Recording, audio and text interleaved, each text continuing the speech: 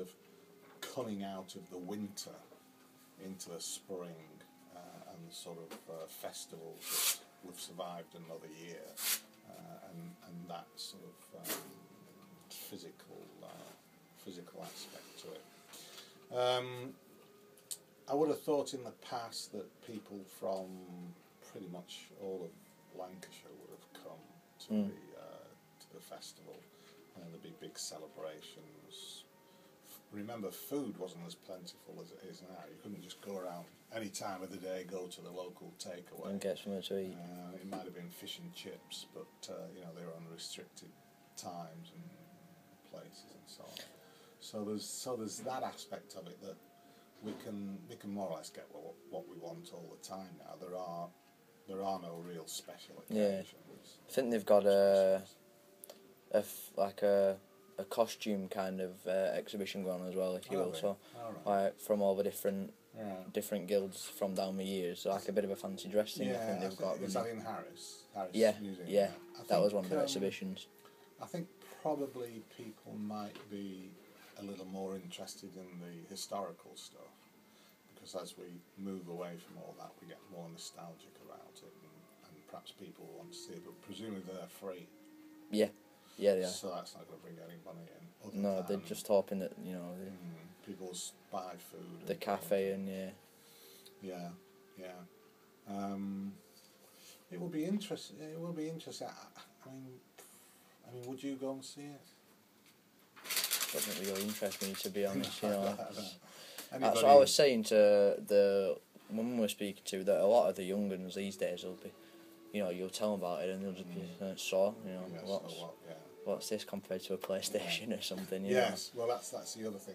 It'll be a lot of the older generation that'll be coming. Yeah, and that requires a lot of effort, fighting through crowds and parking and so on. Yeah. I think that's a good point, that 10, 20, 30 years plus ago, a big festival was a bit like Christmas, lots of lights and bright colours and something festive, and it would have been special. But now you can fly off to anywhere in the world relatively cheaply. You can see everything on television or the internet. There's not the sort of glittering attraction that there would have been in the past. Even when I was a boy, winters were pretty drab, and everything closed on a Sunday. You're lucky if a cinema might just open and you get some real B-type movie on. It's appalling. That now, as you say, the PlayStations and everything else, people are entertained by lots of other things. The other thing is the religious aspect as well, that they remember 20, 30 years ago the church had a much stronger grip on the community than it's got now, and as we've got more secular, there isn't that cohesive effect of the church that brings people together. Apart from that, the economic situation is that people are probably worrying about their jobs. They're worried about how much they spend, and particularly in terms of my generation, anybody over 50 is certainly concerned, certainly back of their mind, about pension and retirement, how much money they're going to have. So maybe people will be a bit more careful and not want to spend a lot of money as they might have done in the past. I think probably it would attract people with children, young children, sort of under 10, because they might still like the spectacle, especially the sort of processions and the historical stuff. They might. And the grandparents will probably bring their children as well. Bring them, I think that's true. As for how much, the summer is usually quiet in Preston because the students aren't here. And during the day, well, people, of course, are working. And probably the increase in income would probably be at the weekend when people come in. They've got some spare time. They want to, they like kill that, entertain the kids and so on. How much is the local authority set aside for this? Do you know what they're planning to spend? I'm not. I did read it somewhere. I'm not quite, because we were talking about ways in which they will make the money, and we were thinking about maybe with parking in car parks, Yes. maybe reduce rates on the car parks to get more people To come in. Yeah. Because once a car park's full, that's it. You can't get any more in, and they'll probably stay for a day. I'd be interested to know if they really did reduce the car, because car parks are pretty full here all the time, aren't they? They're actually not that expensive. I mean, I park on that Walker, Warwick Street. It's only £4 for the 24 hours. Really? Yeah. Where's that? Warwick Street, you know, the Fylde roundabout. Oh yeah. It's not the turn off where you go up. Is it Friargate or Fishergate? One of those two. Yeah, Friargate. Where the Tesco's is. It's the turn off before that on the left. That's Walker Street. Yeah, and then you turn left again halfway up. Yeah. And it's on Warwick Street. This car park. It's £4 for 24 hours. Oh, that's not bad, is it? The thing is, once it's full, you know, it never gets completely full though, because it's on two levels, yeah. And the top one's, rarely full. But it would get full if there was a festival. Oh yeah, it would, and that's already quite cheap compared to some of the car parks around Preston. Yeah, well, the one at Blackpool is £1 an hour, isn't it? Even more sort of for the first hour. So yeah, I don't know. It'd be interesting to know how much the local authority are willing to spend on this. I don't think they're going to spend a lot of money, because they're pretty restricted in how much money they've got from the government because of cuts. Yeah, they'll be saving it for other things as well, won't they? More than likely, yeah. More than likely. It'd be interesting to interview a few shopkeepers in the cafes. Ask them if they're going to put on anything extra. Just see what they're planning to do. I would think the cafes will be the businesses that probably benefit the most. I would think so, pubs. Because I mean, cups of tea and stuff for the elderly ones, and at the weekends the pubs, especially if the weather's nice. I mean, if it's raining, it might be a different story. That's absolutely right. But if it's like it is this week, I don't think many people are going to stand turn up in the outside rain. in the procession on it. But it'll kill numbers. That always draws more people if the weather's nice as well. It seems to do. It does. I mean, there is the other possible alternative, that if it's a nice sunny day like this, you might say, why do we want to go stand around in Preston? We can go to the seaside. So you can never really predict. I know one of the cafe owners in Lytham, and last weekend, it was gorgeous weather, and his customer dropped off considerably.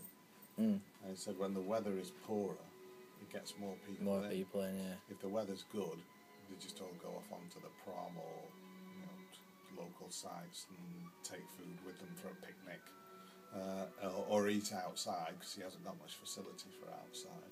So it's very difficult to predict what people will do, and it would be interesting to see it, because I think the community and the way we look at festivals and what we're prepared to do with our leisure time, added to the economic situation, will make a big difference as from previous years. Definitely, I definitely would think that. But who can tell? So I'm as wise as the next one. So if the economy carries on going this way, would you say it would be worth carrying on with the Guild Festival every 10 years? Would it be worth continuing to have it, or would it just be? I think it will just fade out. Yeah. I think this might be a watershed year, because without doubt, I think 10 years ago. I don't think I went to the one 10 years ago, but I do vaguely remember the one in '92, or I remember somebody going to it. And that was more of a attraction. I'm not sure it would be these days. I don't know. Have they said what sort of generation they're aiming for? No. They're just going to present it with. But I would, from when you know, what I would be thinking, I'd be thinking it'd be more the retired people who've got quite a bit of, you know, and people who've possibly been to the ones in the past, and so it's something they've grown up with rather than. Yeah.